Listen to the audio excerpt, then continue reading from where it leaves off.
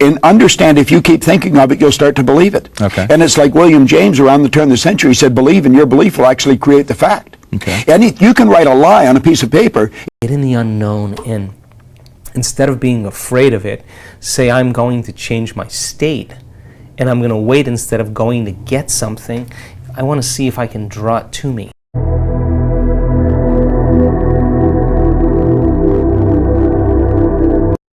Hilary didn't know how to get to the top of Mount Everest. Right.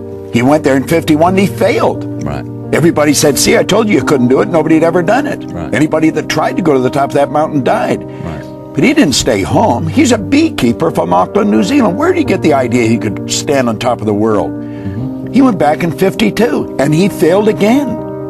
He knew he could get to the top because he could see himself at the top. He went back in 53, and he and Tenzing Norgay were the first two to stand on top of the world. I've worked with him. I've had the pleasure of meeting him. 1,000 people have been up there since. Nobody knows who the last one was. Right. Nobody knew how to get a plane off the ground. The world believed it couldn't be done, but the Wright brothers could see it. See, our problem is we think we have to know how it's going to happen. You don't have to know how it's going to happen. That's God's job. Our job is to know what's going to happen. Right. And it will be delivered. Seek ye first this kingdom, and all these things will be given to us. What things? Whatever things are necessary for the manifestation of the goal. If we can get that right, forget about this. You've got to be realistic. Right. See, our paradigm dictates our logic. Right. But think of this. Our paradigm produces our results, too. If I'm earning $50,000 a year, my paradigm has me earning $50,000 a year. For me to earn $50,000 a month, that's totally illogical. Mm-hmm. If I want to do better than I'm doing, I'm going to have to think in illogical terms because my logic is governed by my paradigm. Right. Anything beyond what my paradigm can see is crazy. It's illogical.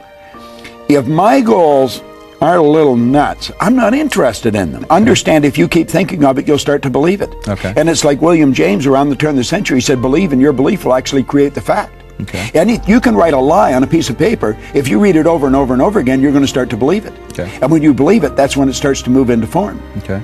We believe lies now, and they're controlling us. We believe that there's lack and limitation in the world. There is no lack and limitation in the world. There's abundance in the world. We believe there's certain things we can't do because we haven't got enough formal education. Mm-hmm. That's not true. I had 2 months high school. I didn't even try to do anything because I didn't have any formal education. I believed I couldn't get a job because I didn't have any experience. I'm teaching mental health to psychiatrists today. You see, all those beliefs, no foundation. Right.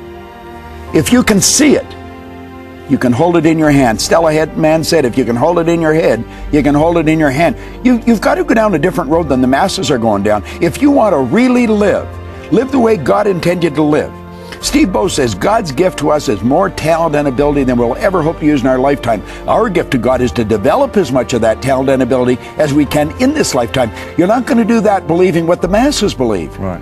The moment you start feeling grateful, your healing begins. The moment you start feeling worthy and abundant, you're generating wealth. The moment you start feeling whole, your healing's beginning. The moment you're in love with yourself and you're in love with life, you're going to create some pretty important relationships, and now you're causing an effect. So don't get up from your meditation until you feel connected to your future, and then maintain that modified state of mind and body your entire day, just independent of your boss, your coworkers, traffic, independent of your indigestion, independent of your pain in your hip, independent of how long, just stay there. And if you're able to maintain that modified state of mind and body your entire day, get ready, because weird and crazy stuff are going to begin to come to you in ways that you would never expect. That's the unknown. That's the quantum now. That's feedback from your environment telling you that you are connected to that intelligence. And it's both within you and all around you. And the moment you start seeing those synchronicities and those opportunities and coincidences happen around you, and you can't wipe the smile off your face, you're going to use that energy to create the next experience, and you're going to say, I don't want to suffer anymore, I would rather feel like this. And you're going to trade guilt and suffering and unworthiness for joy, freedom, and abundance. And people are going to say to you, well, what medication are you on, or what's so different about you? And you're just going to say, I just changed. And so it's not something that has to be so mechanical. It's something that's innate in us. We just got to get passionate about a future and be willing to say, if it's not happening, What is it about me and my thoughts, in my behaviors, unconscious habits, and my emotions that are stopping me from engaging in that future? And go about unlearning and relearning, breaking the habit of the old self and reinventing a new self, pruning synaptic connections and sprouting new ones, unmemorizing emotions that have been stored in your body and then reconditioning your body to a new mind and to a new emotion. And the worst thing that could happen to you after all of this is that you'd get happy, so happy that you probably no longer want anything any longer. And that's when the magic happens every time. It's hard work in the beginning because the hardest part about change is not making the same choice, right? So the moment you decide to do something differently, most people feel uncomfortable. They can't predict. They can't. They're in the unknown. So most people will run back to their guilt and say, "Oh, this feels so much better because at least I feel like myself again." And so they would rather cling to those emotions or those habits than take a chance in possibility.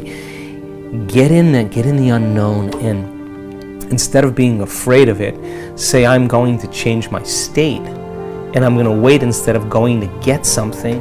I want to see if I can draw it to me. And when you start seeing the coincidences and the weird things happening that are coming out of nowhere, I guarantee you're going to look at your entire past and you're going to say, I don't want to change anything because it brought me to this moment. And that's the moment. The past is over.